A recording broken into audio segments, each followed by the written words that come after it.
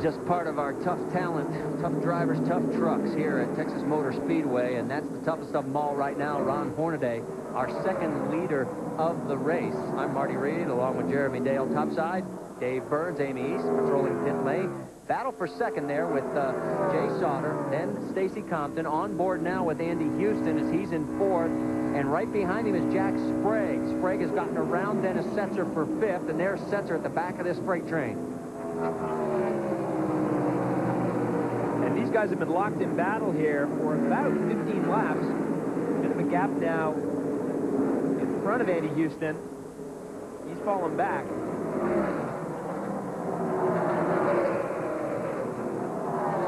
Dave, you got more? Marty, I wanted to update on the 60 before Andy Houston dropped back, but he's been reporting he's a little bit tight. Now, the two guys in front of him, that would be Stacy Compton. He is also tight, but Jay Sauter has been reporting about being loose going into the corners. And if I'm not mistaken, having Compton that close behind him makes him even looser, doesn't it? Well, that's true, Dave, and generally as this racetrack cools off, the trucks are going to tighten up, so I don't think it's something that these guys weren't ready for and weren't expecting. I think what they're hoping for is a pit stop soon, as you see Sprague making a move on Houston going into 3.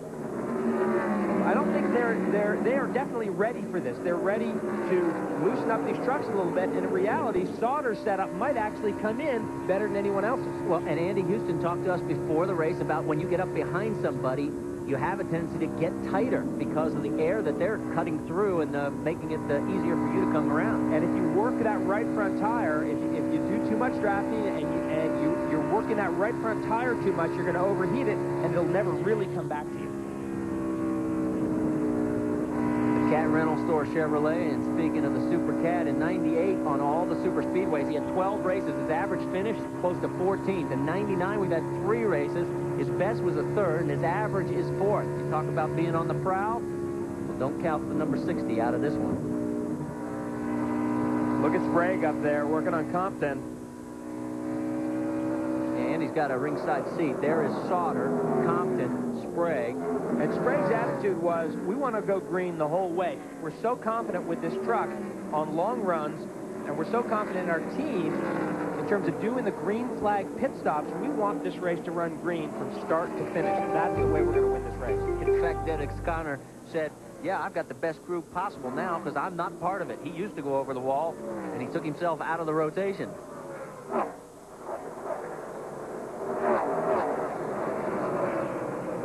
Flying around this racetrack, last time by, the 16 truck of Hornaday averaged 172 miles an hour. And there goes Setzer around the 60. So he is now back to 5th, or to make that 6th position for Andy Houston. Move Setzer up 1. And look at this. Things are getting a little dicey with some lap traffic. And maybe Andy Houston, maybe he worked that right front too hard. Maybe he was running a little tight with those other trucks. Got a lot of that push, overheated that right front, and now falling back a little bit. Look at Compton making a move on Sauter. Does he have enough room to get it done? That's the benefit of the draft. You can pick up 4 to 6 miles an hour, and all of a sudden, Jay's hung out. Yes, Sauter hung out to dry, coming off turn 4. Still there. That's the spotter. Behind the 60. No pressure behind you. Now let's go. Jay Sauter from 2nd down to 6th. It can happen just that quickly on the super speedways. And notice that 73, David Starr. He is in 7th place. This young kid, right from Dallas here, doing very well. There he is in that white truck. 31 years old. No sponsorship to speak of. The Sontag Ready Mix Chevrolet. They bought 80 extra tickets for all the hometown fans here. They said, we really need to do well here. We've got some sponsor opportunities. He says, if we could do a top 10, great. If we could do a top 5, bring it on. Right now, he's running 7th. Back to Stacy Compton and Jack Sprague as they are battling for 2nd on the racetrack.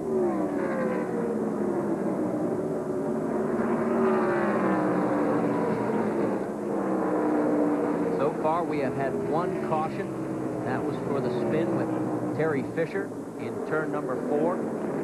Other than that, this has been a very clean and very fast race. Joe Ruttman right on the back bumper of Mike Bliss. That's a battle for 8th. So Ruttman hanging in there, making his presence known. And the trucks that have been on the move, Ruttman has moved up 9 positions. Tolsma now up 13 to 10th. So obviously we'll check in with Randy here pretty soon. Yeah. Terry Cook, Mike Wallace, and B.A. Wilson. Yeah, Tolsma, one of the guys caught out in qualifying along with Mike Wallace. And by the way, Mike Wallace right now made a good move initially, but up to 17th right now. Let's get more on Joe Ruttman. Amy? Well, the truck is really tough right now, Marty, but you know what? He is overheating. He has quite a temperature problem right now, and they need a yellow badge so that they can try to assess what they can do to cool that truck down. Well, the worst thing he's doing right now, well, now he's gotten out of the draft, trying to go around Mike Bliss. He's on the underneath side. Can he make it stick? Looks like he's got the position, so he may be running a little warm, but he just dusted off the 99, the X-Side 4. Well, he's been running around there on Bliss's rear bumper for about 10 laps, and it's not surprising that you would have some overheating. He's got some clean air now, so maybe those water temperatures will come down. Give you an idea of the banking here at Texas Motor Speedway, just how fast. That's Mike Stefanik going around out there. He is currently running in 14th position. Back to this battle as Ruttman has opened up about 2 truck lengths over Mike Bliss. And he is running in 8th. Bliss is 9th. Tolsma rounds out the top 10. Who's leading? Well, it's Ron Hornaday at the Pronto Auto Parts 400.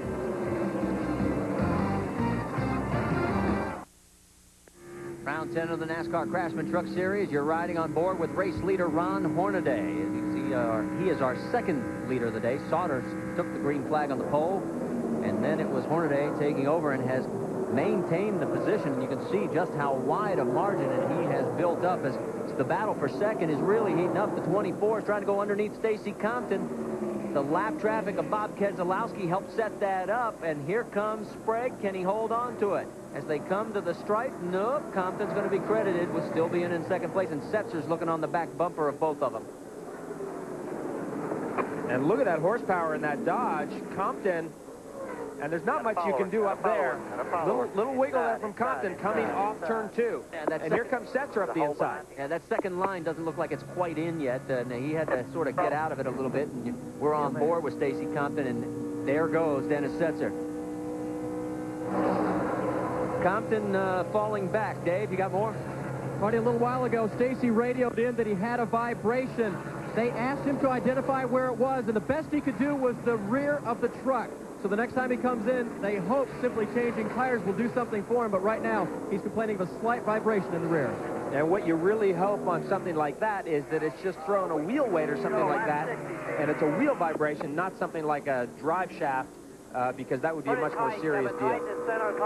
And last year here, they struggled in qualifying. They ended up having water in the carburetor. That's what they found out. And they started 28th. He came back to finish 5th. So this team can rebound if they have a setback, if they need a little bit of an extension in the pit lane. Remember, a mile and a half. You can do a lot of work. Oh, a big spin. The 71 of Tommy Croft. Can he hold on to it without going into the wall? Tommy? Oof, not quite. Oh, and he gets both ends. Hey, don't move. Get the brakes on.